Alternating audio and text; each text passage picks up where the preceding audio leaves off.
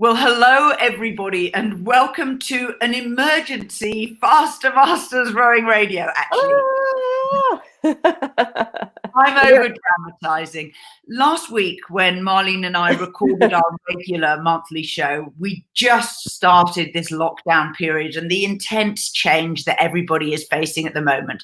And we said at that time, maybe it would be helpful to have a little short weekly update. So this is our attempt at a first weekly update.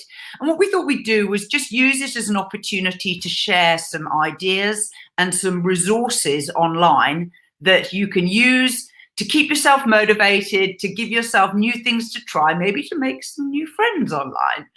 So Marlene, tell us what's been in your inbox from people over the past week. Well, Rebecca, maybe we need some support too.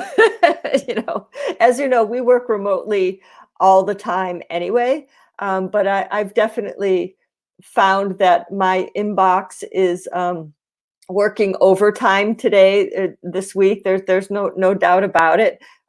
So it's been quite a job to keep up with the support, but I would say overall, with the athletes that I'm working with on a regular basis, I'm really quite impressed with everybody, and I'm asking people, okay, with your programs, what do we have to change? What are your circumstances right now with what's going on as far as what you can do at home? Do you have access to a boat?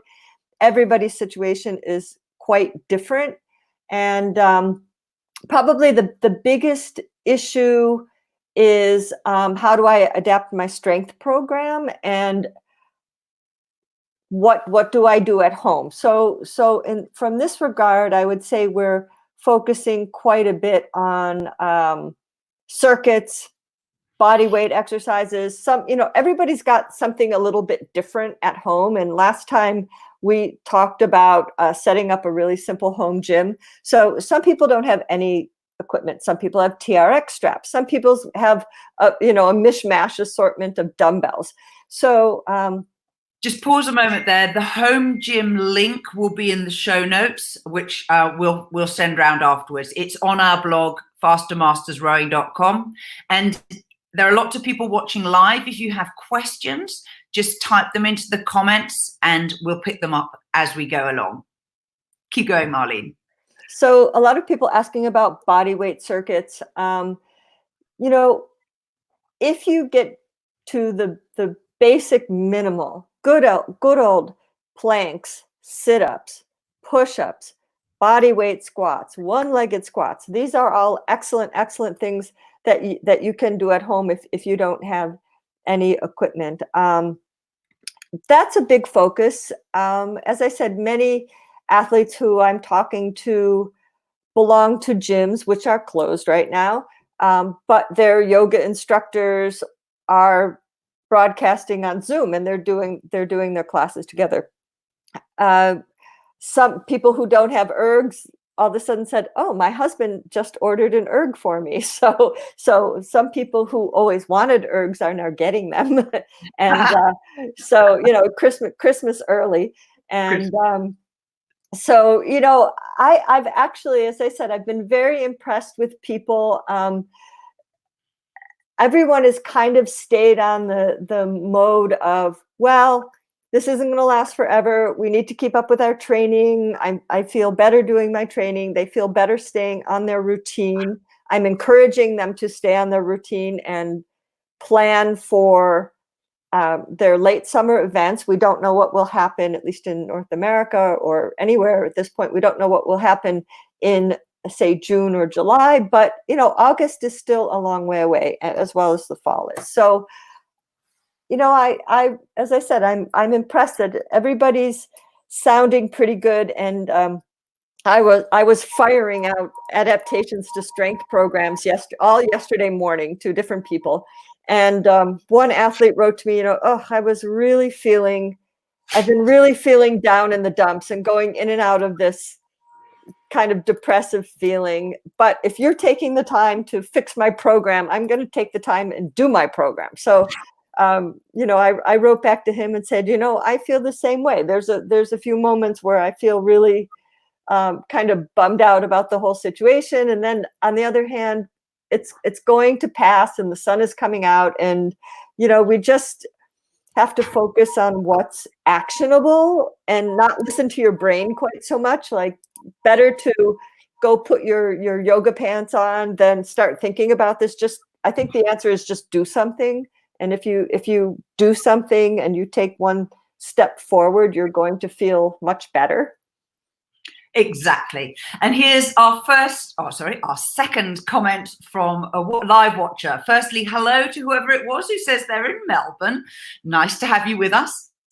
And then the second person from Facebook who said, I'm hoping to have a great head race season, especially with all of this steady state erg training.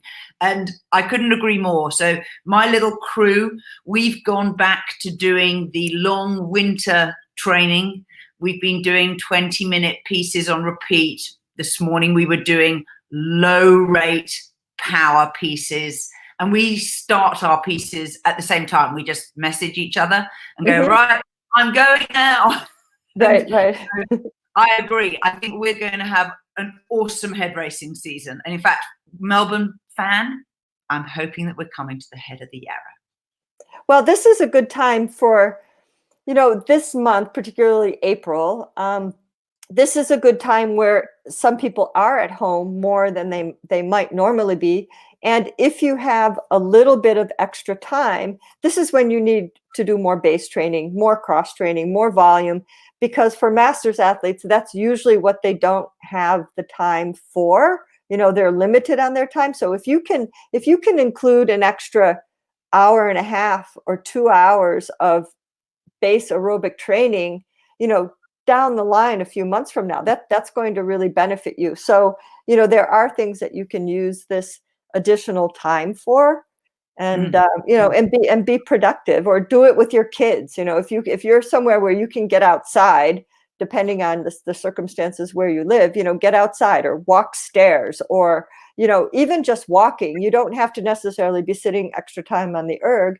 Just get out and fast walk up a hill, or being outside is very, very, very important, I think, as much as you can, depending. Yeah. I think totally. Mood is very, very dependent. And I think fresh air, even if you're in an urban area and it's not the most beautiful thing to look at, really a big mood affector. Definitely get outside. And if you can get outside early in the day, like if you look at seasonal affect disorder, which many people have during their winters when there's a lack of light, we're all coming off that right now. Like, actually today I would have been on my way to Florida, but obviously I'm not. I'm here sitting in Canada because we have a travel ban to leave Canada right now. So we're coming off of a winter of lack of light, and the sun is starting to come out. So getting outside, particularly early in the day, is really important for boosting your mood, and just getting all that light into your eyes and into your immune system is super important right now. So another couple of comments. Hello, big wave and claps from Luis Felipe Silva.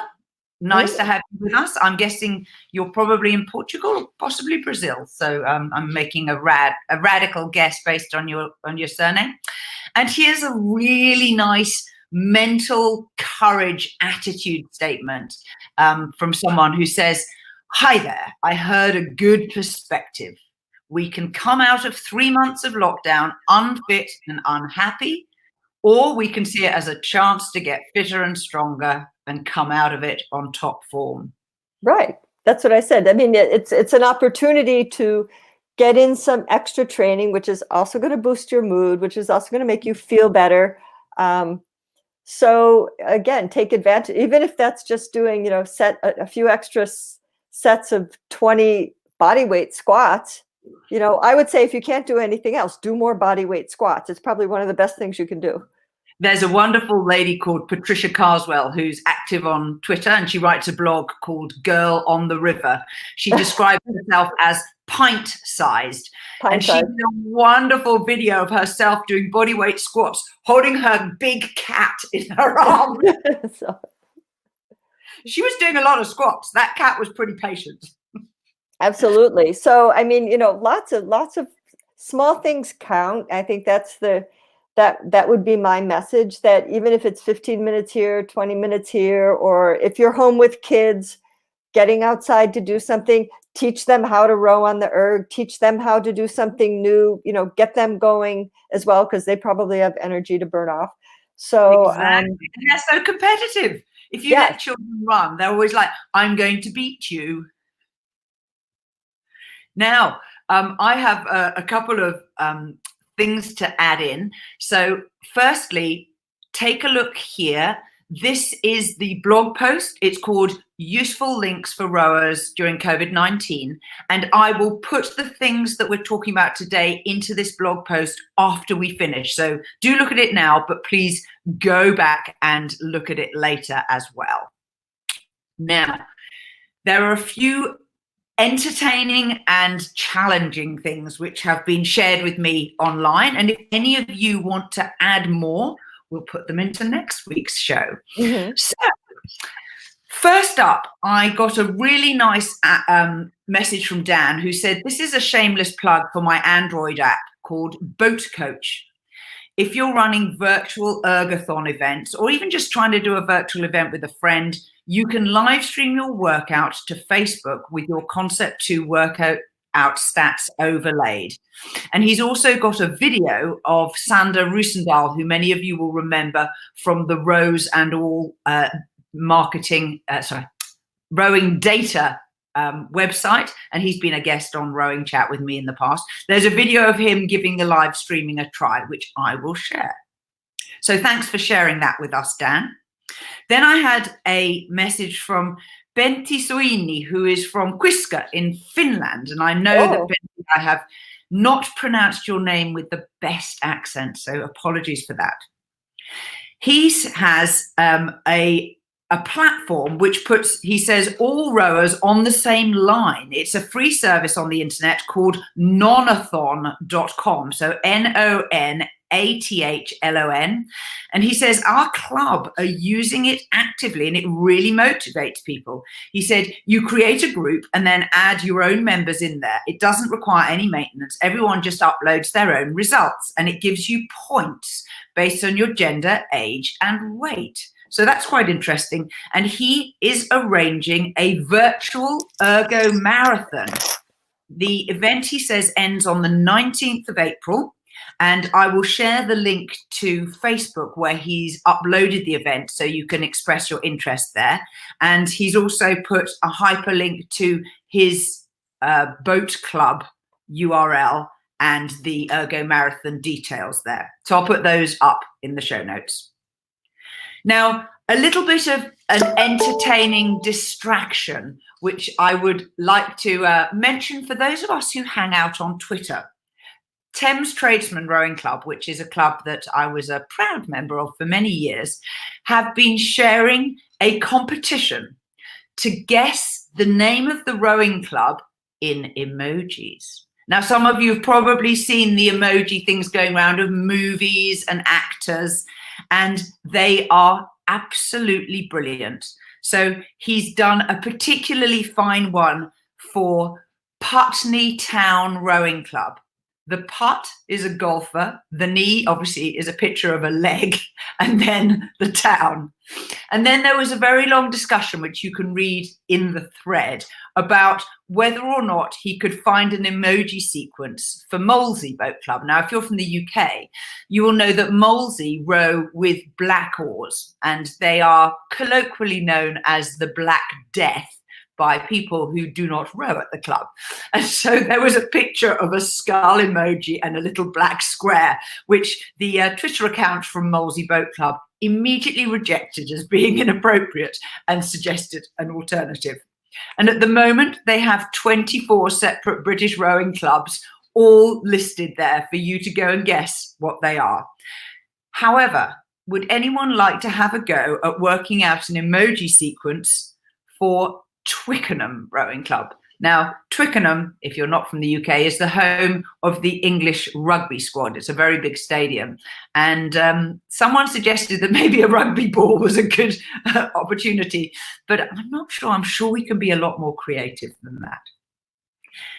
Now, if you are awake when New Zealand wakes up on a Saturday morning, which will be a Friday night for the rest of the world, Nicola Austen and Sheahan are training live every day now at 8 a.m. New Zealand time, starting from the 30th of March. So they've done 2 days so far.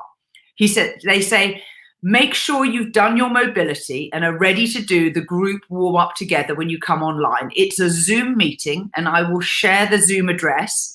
There's a meeting ID, which is 341-387-934. And the password to get in is lockdown with a capital L.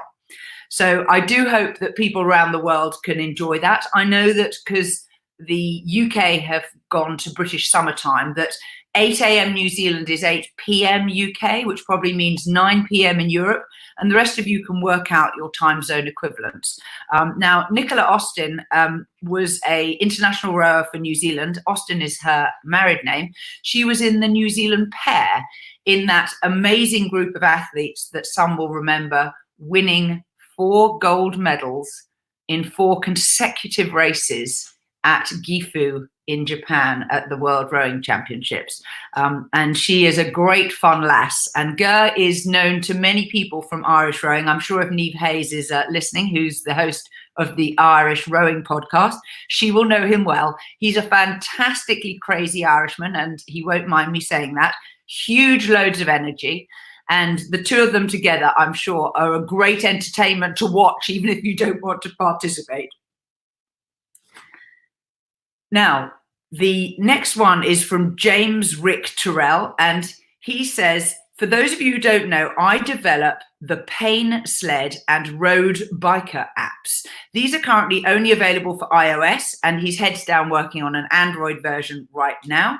But regarding COVID-19, he said both Pain Sled and Road Biker allow users to work out virtually using existing social fitness games or training platforms like Zwift or Sufferfest. He's been experimenting with these platforms as an easy way to work out in groups online without having to write a bunch of code. He said Zwift in particular has seen a huge uptake recently as cyclists and runners have to stay indoors longer than they generally would. And they just set a new peak user record for around 25,000 people online simultaneously on the 30th of March. He says, although it's a little weird seeing yourself on a bike in a virtual world, the workout models are pretty much the same thing. And he's built out a few of the usual ones like pyramids, which you can do on a rowing machine, and they seem to work fine. I'll put the link to James's apps in the show notes. And my last thing for today, Nathan Twaddle, hello. He says, I gave it a crack this morning for the first time. Ger did a great job. So Nathan, also a former New Zealand international, still training at Auckland Rowing Club. I think he rows in a gentleman's 8 who call themselves the Michelin Men. You can understand what they might look like. But a great competitor, and nice to see you online, Nathan. Thank you for that. So encouragement, please join in. It'll be 8 o'clock this evening in Europe. Sorry.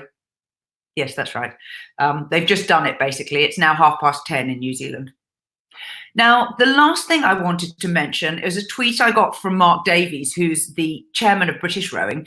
British Rowing have put up a website page, which is actually a blog article called Keeping Your Club Going Remotely, Practical Advice. And on it, they've got 3 articles of useful tips if you're a club administrator or a coach and you want to keep the club enthusiastic and buoyed up and active.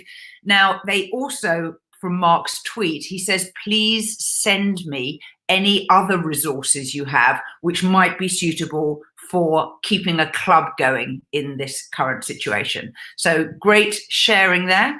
And thank you very much for putting that on your Twitter account, Mark. Now, for everybody else, have a great day. Keep your chins up, This is not going to be easy, but we are all here together. And if you want to share your workout, we've got a Facebook group called Faster Masters Rowing Training Group. You'll find it if you just do a search. Please join. And it's just an opportunity just to talk about your training. We actually set it up before this all happened, but hey, it serves a useful purpose.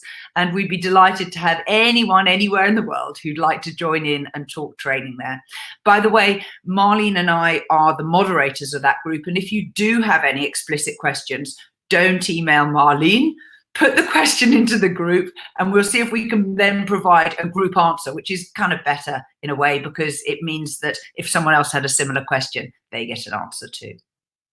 So for this afternoon, goodbye, everybody. Thanks for hanging out with us, and keep the suggestions coming about what we might talk about next time. See you soon. Bye-bye.